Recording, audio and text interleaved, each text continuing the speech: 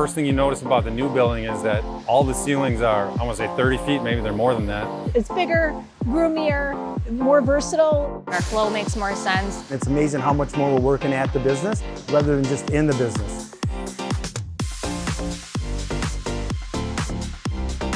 Looking at where we wanted to be with our metals division and the strategy around the entire MCL fab and electrical, this building seemed to be dynamic to be able to do what we did. Our goal is to always create a visual factory. How we lay the factory out basically helps people see what they should be working on. We start by our shipping and receiving area where we receive stuff in. If the job needs to get cut, it would move on to our laser department. From our laser, it goes to our D-nest where our team members pull all the parts and make sure there's no sharp edges or laser scale on that. From there, 90% of our products go to our forming department. Everything gets a unique shape. After that, it may go right to the customer, it may go to our paint, it may go to weld and finishing.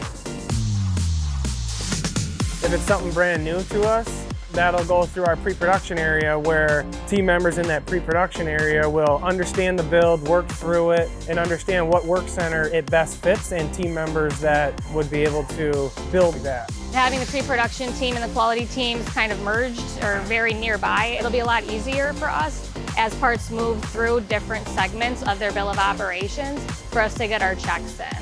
We realized we needed to invest if we wanted to continue to acquire new customers at the level that we wanted to perform at.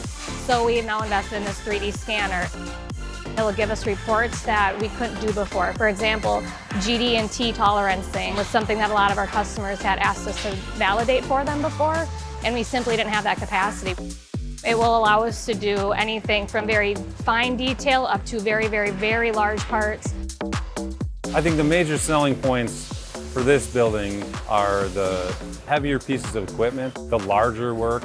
Somebody wanted you to make a flatbed semi-trailer. They could see it wheeled in here and getting built. As far as suppliers can go to one location now and drive through if they need to, where versus before they were very unclear where they were going to be dropping off or picking up. Now it's very pronounced. We put in a new laser.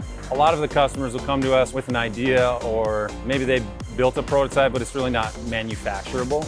And this one can come in and do some of the prototype stuff that you need done fast.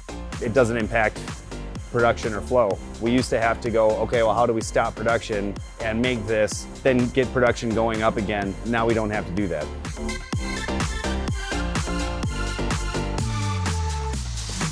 I feel this new space gives more empowerment. When we have customers walk through here, they really understand and can see how their product is going to move through. It gives us the opportunity to bring on different customers with different builds, different fabrication levels, because we do have room to grow.